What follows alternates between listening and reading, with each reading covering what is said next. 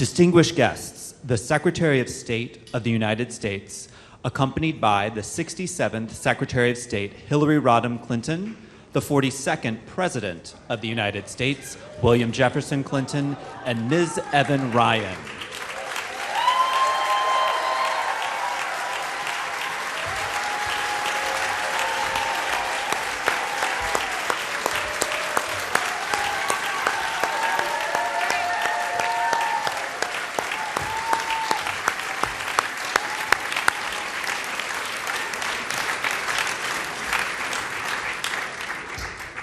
Good afternoon. Welcome back to the State Department for so many of you. Welcome to the Ben Franklin Room, newly refurbished. A lot went into this, and I think maybe a word about Ben Franklin before we get to today's event. As you all know, he was America's first diplomat, ambassador to France, negotiated our first treaty, charted the Gulf Stream, pioneered electricity, gave us our ethos of self-governance, and virtually none of that did he do while sober. So I leave it to you to draw any conclusions. Mr. President, all of our distinguished guests, welcome to the State Department. And to our guest of honor, Secretary Clinton, welcome home.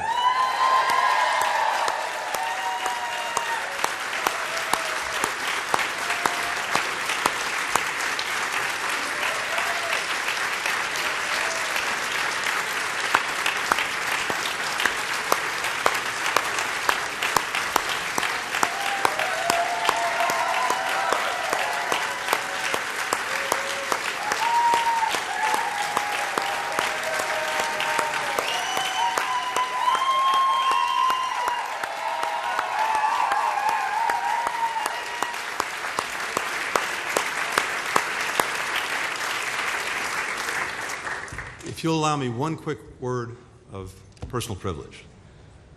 One of the great honors of my life was working for President Clinton. And quite simply put,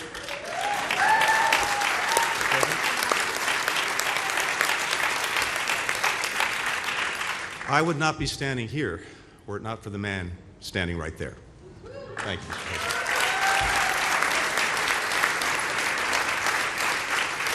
But to our guest of honor today, it is a joy to have you back at the State Department. And I'd say from looking around this modestly filled room, from listening to folks in my office, in the hallways of the department, throughout this entire building, I know that feeling is shared by members of your very big State Department family. I'd also like to welcome back members of your staff. This is a homecoming for each and every one of you, too. And thank you for being here today.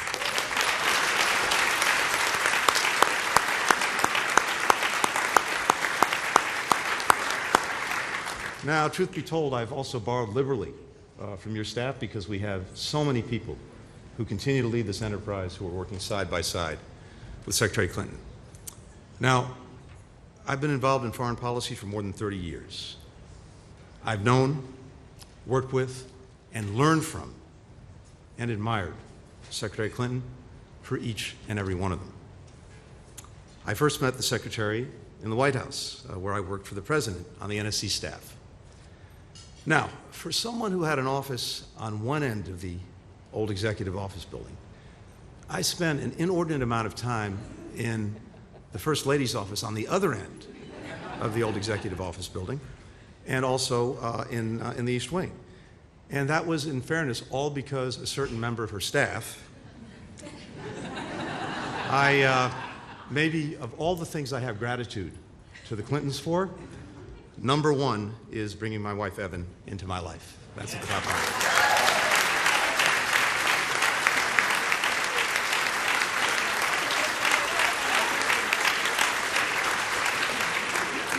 Now, as the Secretary knows very well, the walk to the Secretary's office on the 7th floor is a little bit awe-inspiring. It's a little bit humbling. You pass through the stately diplomatic reception rooms and then down that wood-paneled mahogany row, surrounded by portraits of our predecessors, most of them looking a little bit severe many with some pretty imaginative facial hair, and all but 3 of them white men. Of course, it's what these secretaries did that is most humbling to those of us who followed in their footsteps. Some of them won our young republic its first friends and allies, helped our nation navigate world wars, negotiated treaties and peace agreements, charted the future of the international system and America's role in it. And now, beginning today, another secretary will join this esteemed group, a secretary who helped transform American diplomacy for the 21st century, Hillary Rodham Clinton.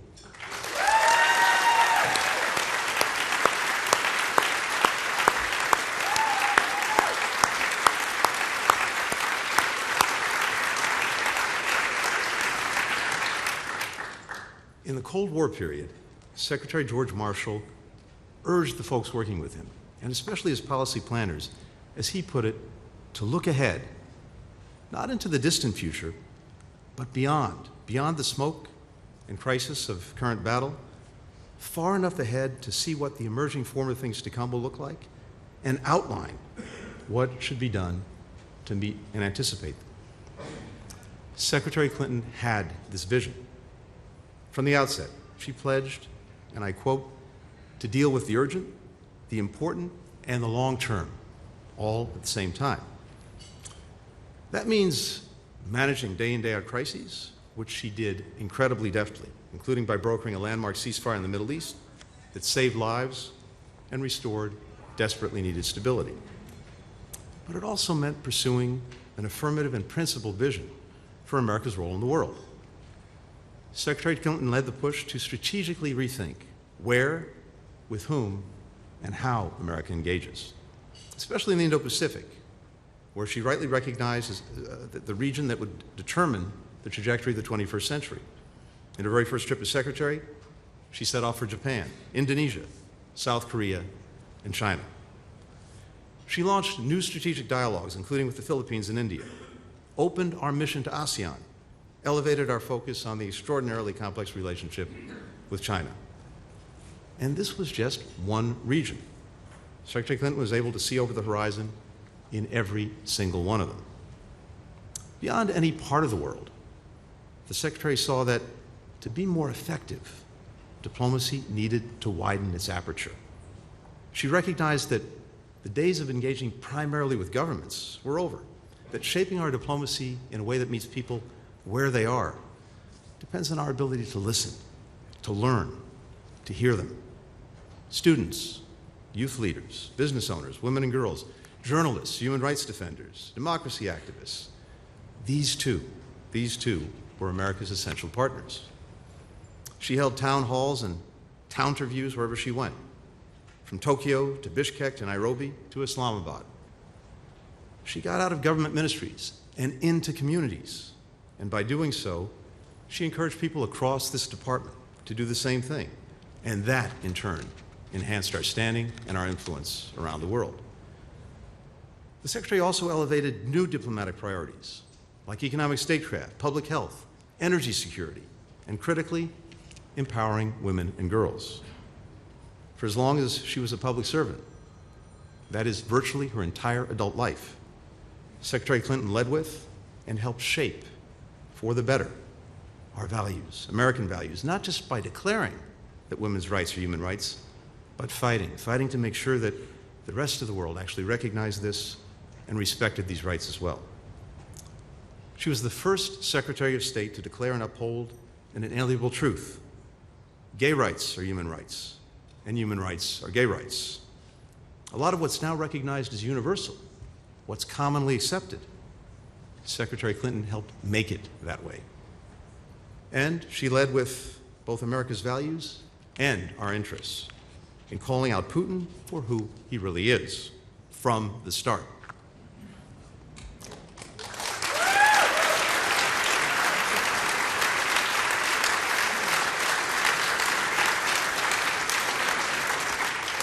To make sure that America could more effectively lead and drive global good in the world, Secretary Clinton modernized and updated how we actually do diplomacy.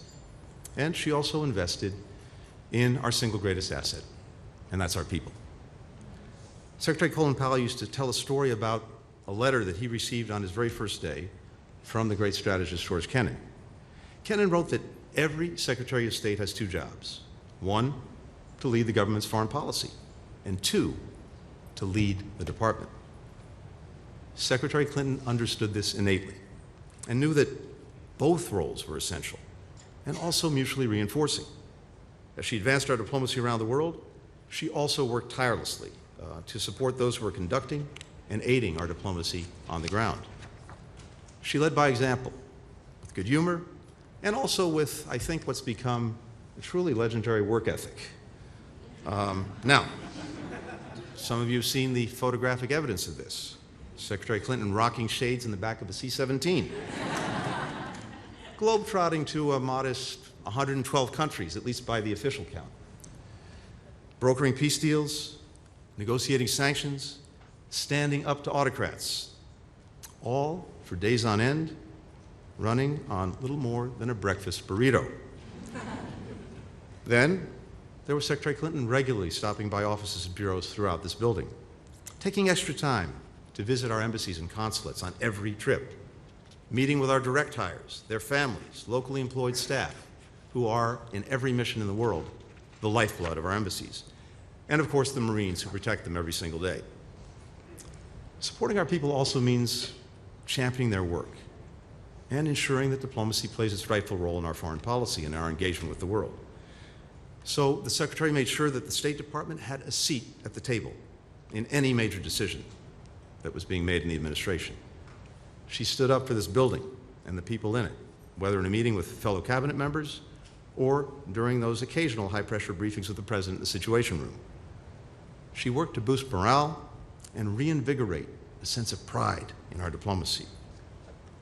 All of this made possible America's work to, as she always put it, help more people in more places live up to their God-given potential.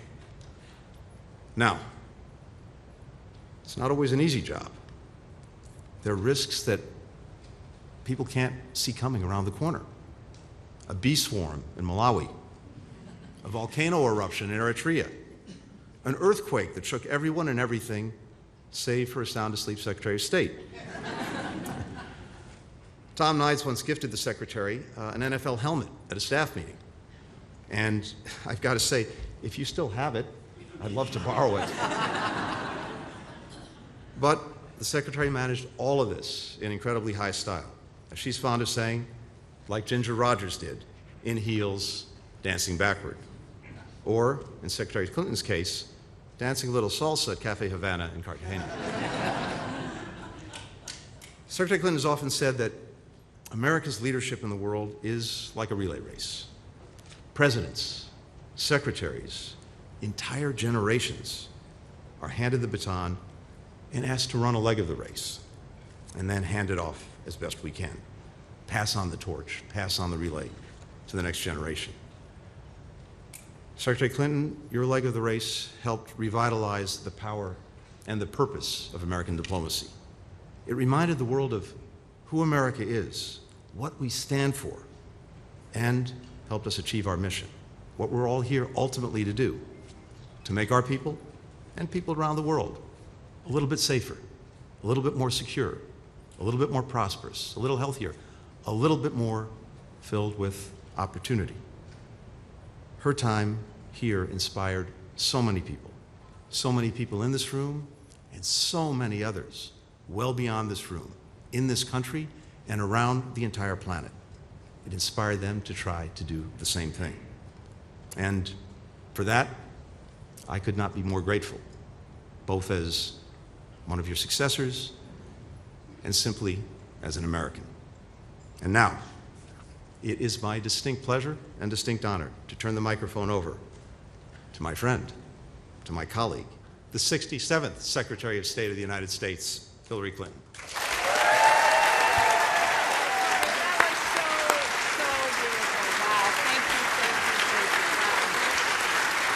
Thank you.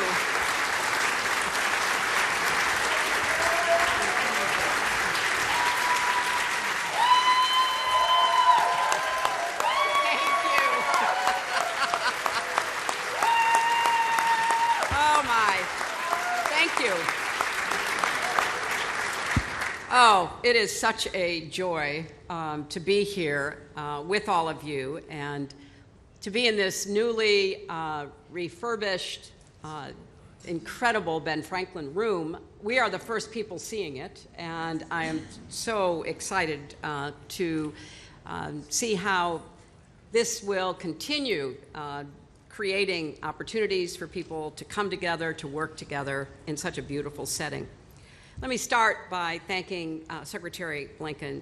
I am incredibly grateful to you for your leadership, the tremendous job you're doing on behalf of President Biden's foreign policy, the successes that you and your colleagues have obtained. It's truly remarkable. I think if we had been in this room in its former, much gloomier kind of look a couple years ago and talked about an invasion of Ukraine that instead of driving a stake between us and our allies, brought us closer together in order to support the right of the Ukrainian people to defend their liberty and freedom and democracy, people might have doubted that because we had burned so many bridges with our allies and our friends. So reinstating a foreign policy that plays to the best of American values, that puts our interests and security front and center, but does it in a way that actually brings people to us, not pushes them away, would have been thought to be extremely difficult. And indeed, it was, but it was accomplished. And that, plus so much else you've done around the world in your time, helping to restore America's standing, keeping us safe, strong, and respected, is truly remarkable. Thank you, Secretary Blinken.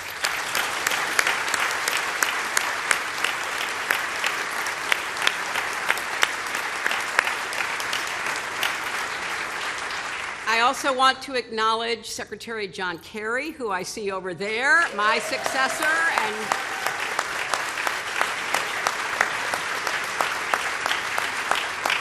thank you, John, for your indefatigable leadership on behalf of climate and everything you're doing to try to help us outrun the rise in temperature and all that comes with it. I know I and many other Americans are very grateful. And I want to acknowledge Evan Ryan. It is absolutely true that really the reason I, as First Lady, got to meet this young, very eager foreign policy staff member is because he was always in our office. Now, some people, as Milan Verveer, my wonderful friend and chief of staff in the second term of the Clinton administration, will remember some people were there because they had business they wanted to talk to us about. Some people were there because Milan had a giant drawer of candy, which was a way of enticing people to come and talk about business. But you were there for another purpose. And I could not be prouder to have Evan here. She's working at the White House once again. Her service is extraordinary as well. And I love the fact that they met during the Clinton administration. So thank you.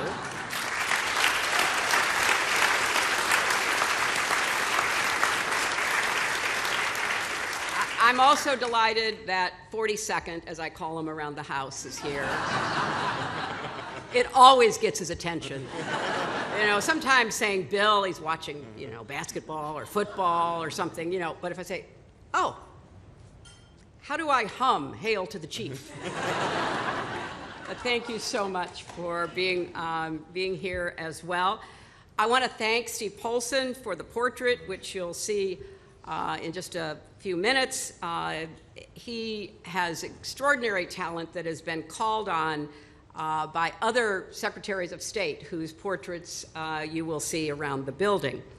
Now, this is an incredibly emotional moment, looking out and seeing so many of you with whom I was privileged to serve over my 4 years. Some of the challenges and the adventures and opportunities that we pursued together through the State Department and USAID. And I want to thank all of the current and former Foreign Service officers and civil servants here today, because although much of their daily work goes unsung on the front pages of newspapers or barely mentioned on cable news, it is vital to our nation's security. And so I want to give a round of applause to those who are the heart of our diplomacy and development.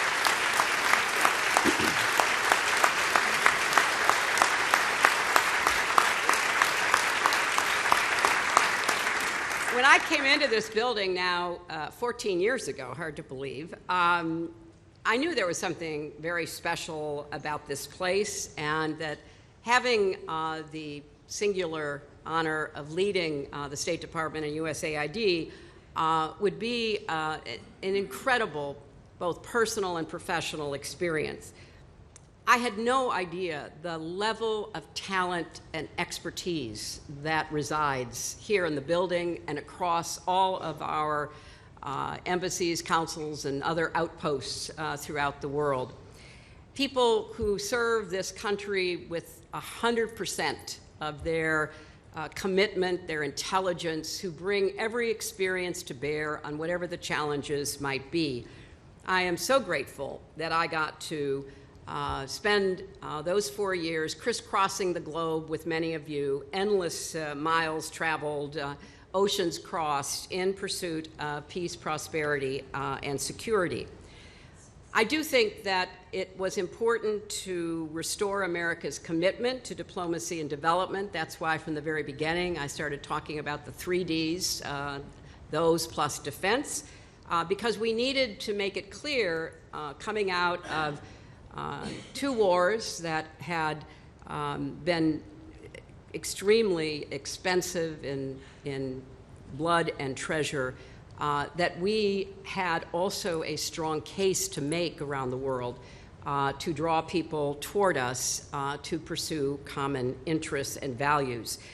And I think, as the Secretary just said, we tried to do that by dealing with individual crises, of course, but also taking a longer-term view about where we wanted to be, what kind of world we wanted to create for our children and our grandchildren.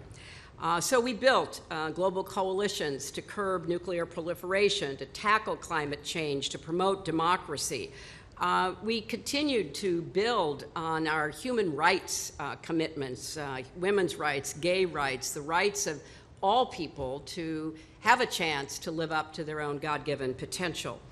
And we have seen the continuation of a lot of the values and priorities that we worked on into the Biden administration.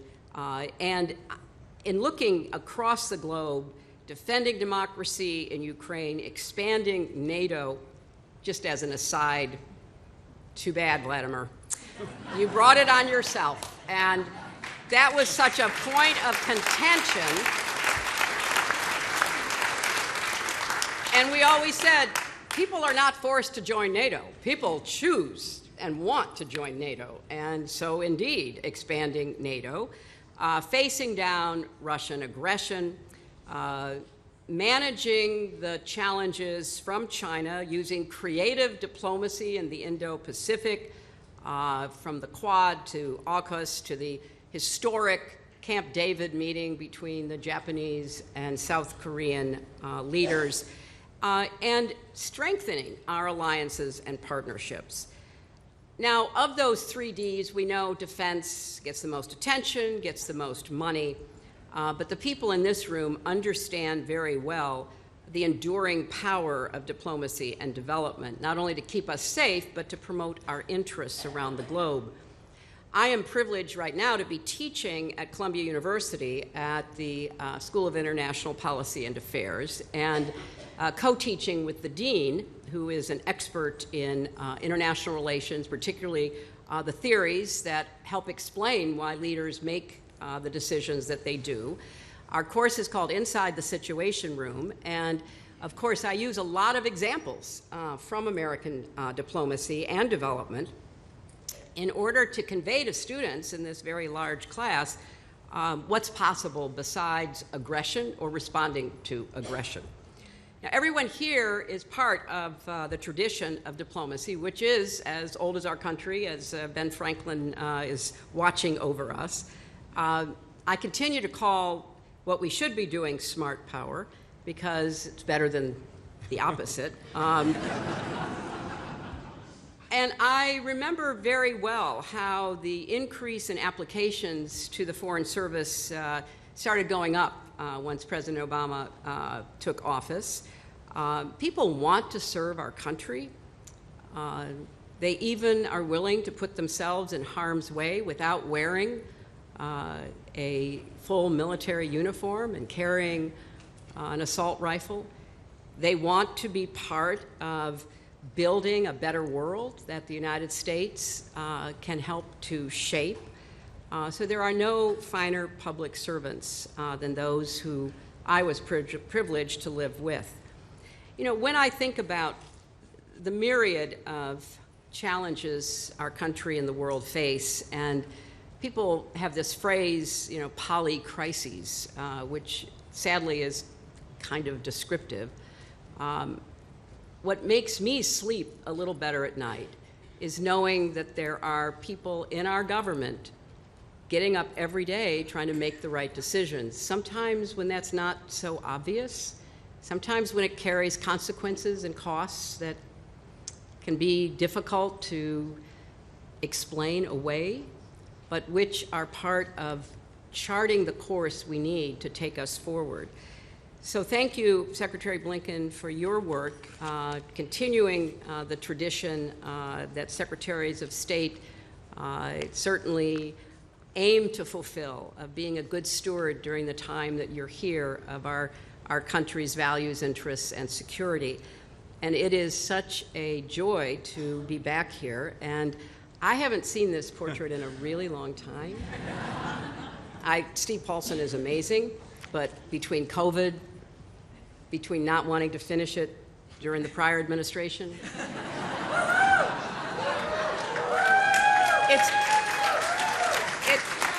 it's been a while. It's been a while, and I am going to be probably as surprised as all of you, but this could not be a happier occasion, and thank you so much for hosting us. Get out of the way, right?